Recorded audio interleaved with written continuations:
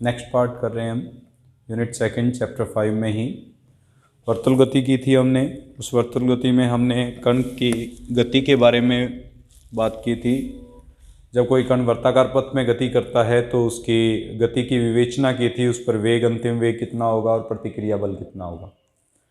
जब कण वर्त के अंदर की ओर गति करता है उस समय हमने बात की थी। अभी जो हम टॉपिक करने वाले हैं वो एक चिकने ऊर्ध्वाधर वर्त के उच्चतम बिंदु से विरामावस्था से फिसलने वाले किसी कण की गति के बारे में बात करेंगे।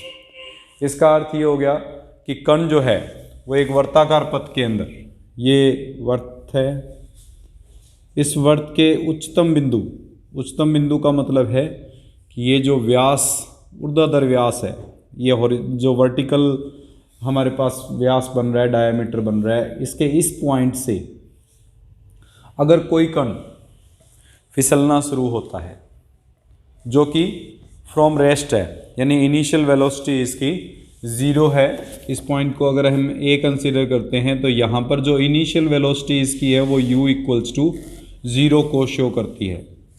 तो अगर 0 वेलोसिटी से इसको यहाँ से छोड़ा जाता है तो फिसलने के कारण, क्योंकि गुरुत्वाकर्षण बल है, चिकना ऊर्ध्वाधर वृत्त है, तो उस स्थिति में स्मूथ सर्कल होने के कारण यहाँ से वो कण फिसलना शुरू होगा और इस पथ पर गति करेगा। और इस पथ पर गति करेगा तो निश्चित सी बात है, जब हमने वेग दिया ही नहीं उसमें, तो वो किसी न किसी बिंदु पर आकर वृत्त को छोड़ देगा। कभी भी हमारे पास कोई भी अगर इस तरह से गति उत्पन्न होती है तो वहाँ किसी एक पॉइंट P पर वो हमारे पास इस कण को छोड़ देगा और कण को छोड़ने के पश्चात वो इस प्रकार से आगे की ओर गति करता हुआ नीचे गिर जाएगा।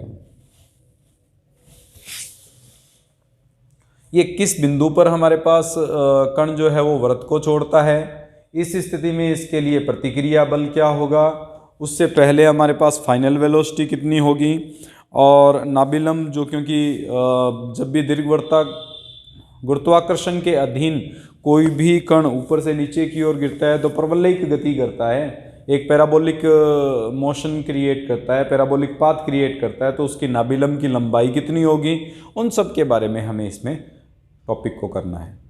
इसको करने के लिए सबसे पहले हम लेट करके चलते हैं कि ये P पॉइंट जहाँ से आके इसको ड्रॉप कर रहा है, इस पर जो प्रतिक्रिया बल लगेगा, स्पर्श रेखा ये रहेगी हमारे पास, जिस पर इसकी वेलोसिटी v कंसीडर होगी।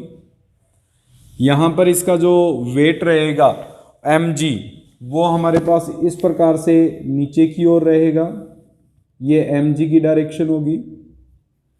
प्रतिक्रिया बल हमेशा इसके लंबवत होगा, ये हमारे पास प्रतिक्रिया बल लगेगा r, जो स्पर्श रेखा के लंबवत दिशा में है। अभिकेंद्रीय बल इस दिशा में गति करेगा नीचे की ओर। अगर हम मान के चलें कि इस कण द्वारा यहाँ से, यानी ऊर्ध्वाधर अक्ष से बनाया गया जो कोण है वो थीटा को व्यक्त करता है, तो ये थीटा होने के कारण यहाँ से लंबवत रेखा खींच दें, ये 90 डिग्री, तो ये 90 माइनस थीटा होगा। अगर ये 90 माइनस थीटा होगा तो ये जो मान आएगा वो थीटा को व्यक्त करेगा, क्योंकि ये जो एंगल बनेगा वो 90 डिग्री का एंगल बनेगा हमारे पास। अगर ये थीटा है तो ये mg के दो कंपोनेंट बन जाएंगे, एक तो इस दिशा में हो जाएगा mg cos थीटा और एक इस दिशा में आ जाएगा हमारे पास जो होगा mg sin थीटा के अकॉर्डिंग, जो टेंजेंट के विद रिस्पेक्ट हमारे पास mg को व्यक्त करता है। एनर्जी की इक्वेशन लिखते हैं सबसे पहले। एनर्जी की इक्वेशन क्या बनेगी? ऊर्जा समीकरण क्या थी? ऊर्जा समीकरण half m v² minus u² is equals to minus mg into y minus y0 से व्यक्त किया था हमने ऊर्जा की समीकरण को। अब इसमें देखो y माइनस y0 था क्या? विस्थापन था। विस्थापन किसका? कण का। बिंदु A से लेकर P तक जितना ऊर्ध्वाधर दिशा में विस्थापन उत्पन्न हुआ है उसी को हम क्या कहते थे? y माइनस y0 से व्यक्त करते थे। अगर यहाँ पे हम बात करें, ये जो A और इस बिंदु को अगर हम n मान लेते हैं तो ये जो half m into v² minus, क्योंकि इनिशियल वेलोसिटी 0 है इसलिए u की वैल्यू 0 होगी, equals to minus mg, an के बराबर आएगी। an ही विस्थापन होगा इसमें।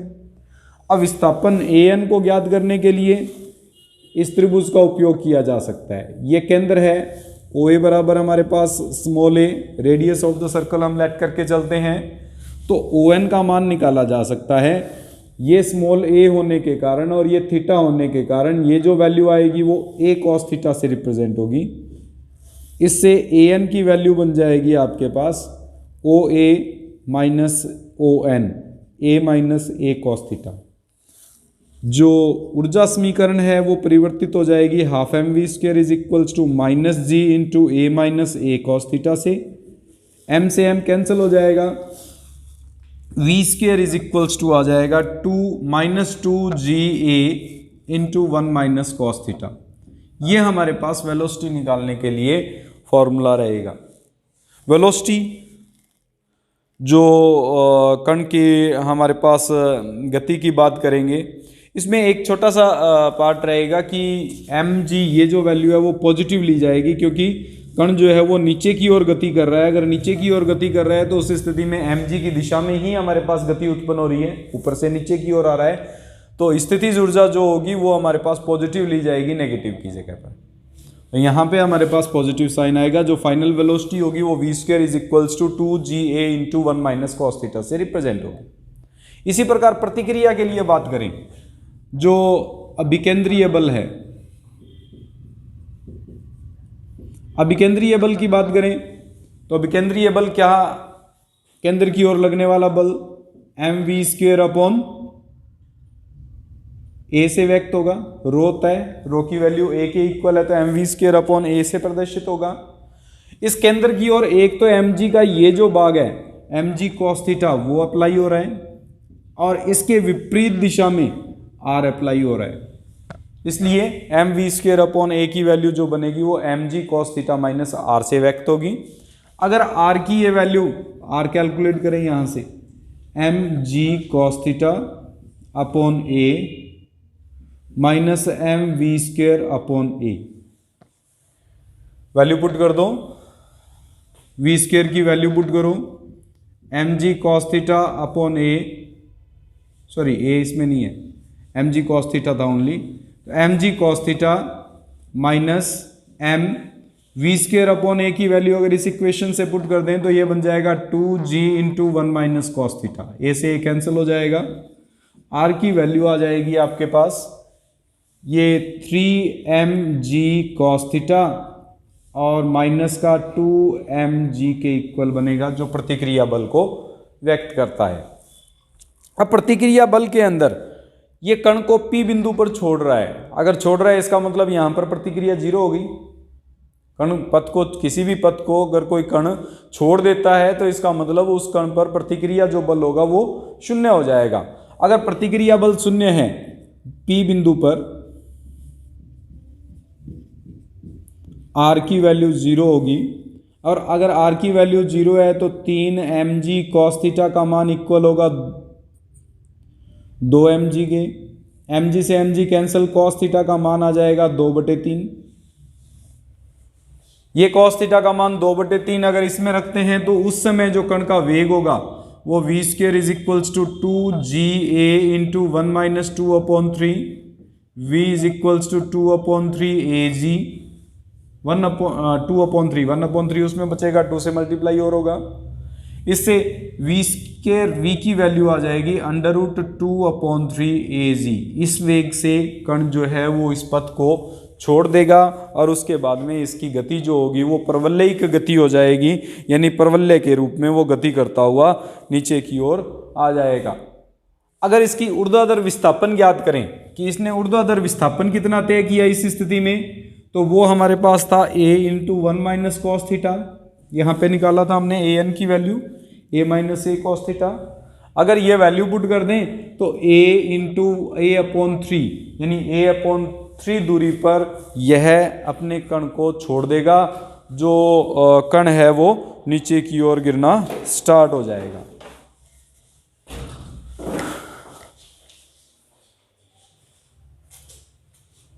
नाभिलम की लंबाई के बारे में बात कर रहे हैं। नाभिलम की लंबाई फॉर्मूला पढ़ा था हमने,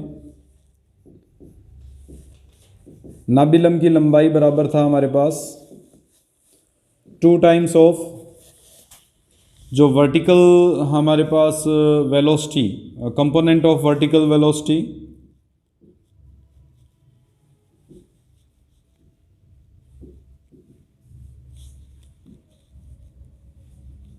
होल स्क्वायर अपॉन जी। उसी फार्मूले का यहाँ यूज करेंगे। कंपोनेंट ऑफ वर्टिकल वेलोसिटी का मतलब v cos थीटा।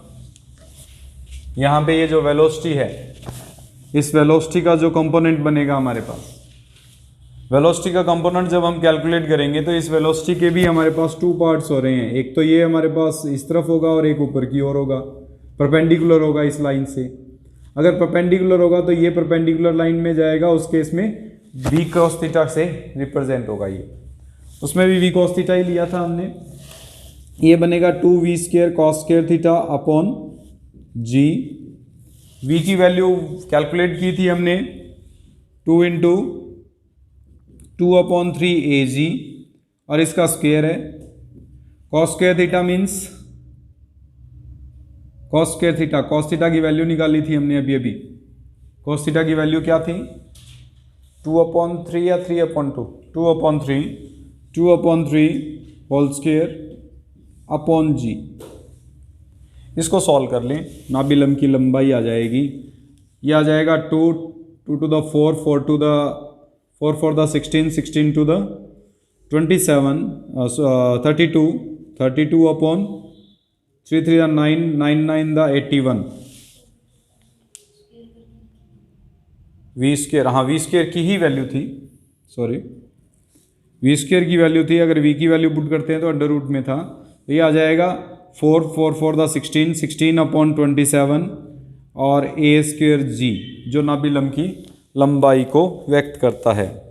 g इसमें कैंसिल हो गया, a स्क्वायर a बचेगा ओनली, 16/27 a। ये हमारे पास नाभिलम की लंबाई को व्यक्त करता है। उसके बाद में आता है हमारे पास प्रवलय की समीकरण। अगर प्रवलय की समीकरण ज्ञात करें तो प्रवलय की समीकरण का फॉर्मूला जो है वो है y = x tan theta plus v half g x square upon v square sine square theta. उसमें हमने v square cos square theta, उसमें हमने डायरेक्ट वैल्यू पुट कर दी थी। यहाँ पे हम इस फॉर्मूले से कैलकुलेट करेंगे। जब भी पैराबोला की इक्वेशन प्रोजेक्टाइल मोशन के अंदर कैलकुलेट करते हैं तो इसी फॉर्मूले का यूज़ करते हुए सॉल्यूशन किया जाता है। वहाँ कॉस थीटा और वी कॉस थीटा और उनकी वैल्यू पुट करने के बाद हमारे पास जो है फार्मूला बना था, कॉस क्यूब अल्फा बना था शायद, एक्स स्क्वायर अपॉन जी कॉस क्यूब अल्फा, या इस तरह से कुछ इक्वेशन बनाई थी मैंने कल जो टॉपिक करवाया था उसमें, A cos cube alpha, half of X square upon A cos cube alpha minus में था। यहाँ पे हमारे पास ये जो पैराबोला की इक्वेशन है इससे कैलकुलेट करेंगे y = x into tan theta. Cos theta अगर 2/3 है तो टेन थीटा की वैल्यू क्या होगी? कॉस थीटा 2/3, टेन थीटा ये perpendicular upon base upon hypotenuse है, हमें परपेंडिकुलर अपॉन बेस कैलकुलेट करना है, √5/2 आ जाएगा। तो ये हो जाएगा √5/2 plus half G X square upon V square की value 2/3 AG into cos square theta यानी 4/9। सॉल्व करेंगे तो ये मल्टीप्लाई हो जाएगा √5/2 x plus 27/16 X square upon A. ये हमारे पास पैराबोला की इक्वेशन रहेगी। अगर कोई भी पार्टिकल जो है वो किसी वृत्त के ऊपर की ओर उच्चतम बिंदु से विरामावस्था से गति प्रारंभ करता है तो उस स्थिति में कण का जो पाथ होगा उसकी equation y = √5/2 x plus 27/16 X square upon A से कैलकुलेट की जाएगी। उसके बाद में आता है हमारे पास निम्नतम बिंदु से जो क्षैतिज रेखा बन रही है, ये हमारे पास जो लाइन बन रही है इस लाइन की इक्वेशन क्या होगी? b, और सपोज करते हैं ये पॉइंट हमारे पास c आ रहा है, तो तो इस बी सी की इक्वेशन क्या बनेगी? अगर बी सी की इक्वेशन निकालें, ये जो बी सी लाइन है यहां पे एक्स एक्सिस होगा, ये हम वाई एक्सिस लेट करके चलेंगे। बी सी की इक्वेशन निकालनी है हमें, वाई एक्सिस एक्स एक्सिस के पैरेलल है। अगर एक्स एक्सिस के पैरेलल है तो कोई भी एक्स एक्सिस के पैरेलल लाइन की इक्वेशन कैसे कैलकुलेट की जाती है? डायरेक्ट कैलकुलेट कर लेते हैं। ये जो होगा वो a cos थीटा होगा, ओ एन की वैल्यू। ये हमारे पास इसकी रेडियस होगी a। इस ओरिजिन से ये डाउनवर्ड डायरेक्शन में कितने पॉइंट पर आ रहा है वो हम कैलकुलेट कर रहे हैं। तो जो डिस्टेंस आएगी वो y is equals to a plus a cos theta रहेगी। ये हमारे पास देख लो, अगर डाउट हो तो x एक्सिस, इसको हम y एक्सिस कंसीडर कर रहे हैं। हम यहां से एक लाइन पास हो रही है, इसकी इक्वेशन डिफाइन करना चाह रहे हैं। इसकी इक्वेशन निकालने के लिए ये लेंथ निकाल लें। अगर ये लेंथ सपोज करो b है तो इसकी equation y is equals to b हो जाएगी। इस b लेंथ यानी ये लेंथ जो बन रही है, इस d पॉइंट को हम कंसीडर कर लें, तो जो PD लेंथ बन रही है वो ही हमारे पास इक्वेशन को डिफाइन करेगा। ये PD जो है वो इक्वल है BN के। BN जो है उसको OB और ON के सम के इक्वल लिखेंगे। OB की वैल्यू क्योंकि रेडियस ऑफ द सर्कल है स्मॉल a होगा, और ON की वैल्यू a cos थीटा के इक्वल आएगी। अगर a cos थीटा के इक्वल है तो इसकी इक्वेशन यानी B इक्वेशन ऑफ BC ये हमारे पास y is equals to a plus a cos theta से रिप्रेजेंट होगी, और cos थीटा की वैल्यू 2/3 है। सॉल्व करो, 5/3a ये हमारे पास इक्वेशन रहेगी। इस लीस्ट पॉइंट पर जो हॉरिजेंटल लाइन बनेगी उस लाइन की इक्वेशन रहेगी। सेंटर हम मान के चलते हैं, ओरिजिन जो है वो हम यहाँ पे मान के चलते हैं जहाँ पर पॉइंट ड्रॉप कर रहा है। उसमें भी हमने यही लिया था, जहाँ पर पॉइंट ने कण को उसको पाथ को ड्रॉप किया था उस बिंदु को हमने मूल बिंदु लिया था। उसके बाद में आता है हमारे पास जो CD दूरी है, ये दूरी, इसको ज्ञात करना। ये दूरी कैसे ज्ञात करें हम? CD दूरी ज्ञात करने के लिए जो परवलय की समीकरण और इस रेखा की समीकरण, उसका प्रतिच्छेदी बिंदु जो होगा वो इस CD दूरी को व्यक्त करेगा। प्रतिच्छेदी बिंदु, इंटरसेक्शन पॉइंट। अब इंटरसेक्शन पॉइंट निकाल रहे हैं, ये y एक्सिस है, y एक्सिस से डिस्टेंस क्या होगा इसके कोऑर्डिनेट निकाल लेते हैं। कोऑर्डिनेट में जो भी हमारे पास x की वैल्यू आएगी, क्योंकि x की डायरेक्शन में मूवमेंट है, ये जो लेंथ होगी y एक्सिस से डिस्टेंस जो होती है वो ऑलवेज किसकी लेंथ होती है? x कोऑर्डिनेट होती है। अगर x कोऑर्डिनेट होती है तो इसके लिए हम x कोऑर्डिनेट निकाल लेते हैं। y कोऑर्डिनेट तो डेफिनेट है, y कोऑर्डिनेट तो यही आएगा 5/3a, लेकिन x कोऑर्डिनेट जो होगा वो c से d तक की लेंथ को रिप्रेजेंट करेगा। तो सबसे पहले हम c से d तक की लेंथ निकालेंगे। उसके लिए जो परवलय की समीकरण हमने कैलकुलेट की है उसमें y की जगह 5/3 पुट कर दो। अगर 5/3 पुट करते हैं तो ये बन जाएगा 5/3a x√5/2 प्लस 27/16 x²/a। इसको सॉल्व करना है, x की वैल्यू को हमें फाइंड करना है। x की वैल्यू फाइंड करने के लिए 16a/27 से इसको मल्टीप्लाई कर देते हैं। अगर 16a/77 से मल्टीप्लाई करेंगे तो x² प्लस यहाँ आ जाएगा, 16 से मल्टीप्लाई करेंगे तो 2 से कैंसिल हो जाएगा 8/5 a/27x minus 80/81 a² is equals to 0।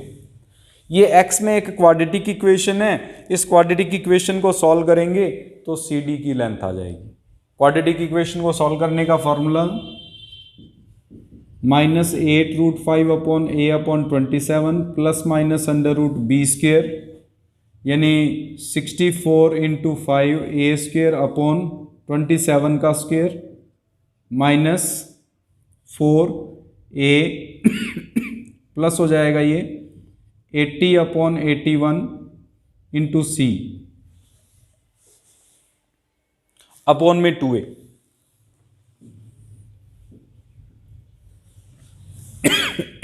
इसको सॉल्व करना है हमें। इसको सॉल्व करने पर जो भी वैल्यू आएगी वो हमारे पास सी डी की लेंथ को रिप्रेजेंट कर देगा।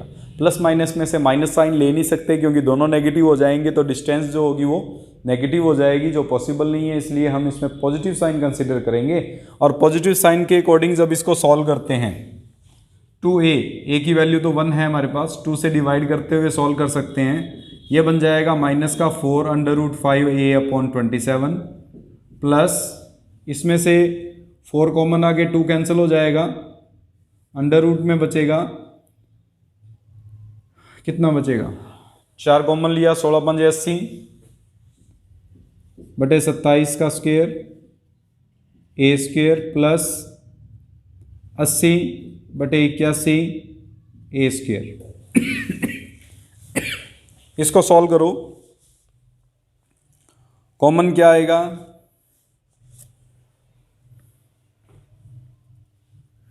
किस तरह से सॉल्व कर सकते हैं।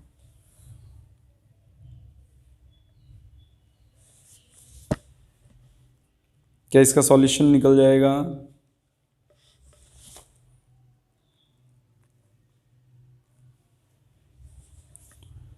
सॉल्व ही करना है इसको। कितना आएगी सॉल्यूशन में, इसमें ए कॉमन आ जाएगा ए स्क्वायर में से, इसमें एलसीएम ले लेते हैं। एलसीएम आ जाएगा 4√5a/27 प्लस एक तो a कॉमन आ जाएगा, एक 27 कॉमन ले लेते हैं, अंडर रूट में बचेगा यहाँ 80 प्लस इसमें 27 का स्क्वायर कॉमन लिया था, 27 का स्क्वायर कॉमन लिया तो एक तो 9 बच गया यहाँ पे। 27 का स्क्वायर अब करते हैं तो 9 बचता है, 9 को इससे मल्टीप्लाई करेंगे तो 720, यह आ जाएगा -4√5a/27 प्लस a/27 इंटू 800 बनेगा। 800 का स्क्वायर रूट निकालते हैं तो 20√2 बन जाएगा, अर्थात -4√5 प्लस 20/27a। ये हमारे पास सी डी की लेंथ हो जाएगी, जो सी से डी तक की ये लेंथ को रिप्रेजेंट करता है। हमें इसमें निकालना है कि इस व्यास से, ऊर्ध्वाधर व्यास से सी की दूरी कितनी है, यानी ये लेंथ कितनी है वो हमें कैलकुलेट करनी थी मेन। तो बी से सी तक की लेंथ, बी से सी तक की लेंथ निकालने के लिए हम सी डी में अगर बी डी जोड़ दें तो बी से सी तक की लेंथ आ जाएगी, और बी डी जो है वो एन पी के इक्वल होगी, और ये अगर ए कॉस थीटा थी तो ये वैल्यू जो थी वो ए साइन थीटा थी। इससे हमारे पास जो दूरी बनेगी वो आ जाएगी बी से सी तक की दूरी, बी सी दूरी